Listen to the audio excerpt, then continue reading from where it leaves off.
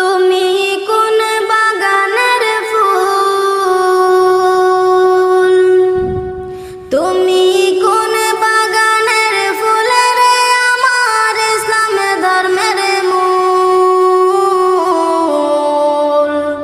সকল নবী হইতে শ্রেষ্ঠ আখেরি রাসূল, তুমি কোন বাগানের ফুল, তুমি কোন বাগানের ফুল, তুমি কোন বাগানের ফুল রে আমার ইসলাম ধর্মের মূল। সকল নবী হইতে শ্রেষ্ঠ আখেরি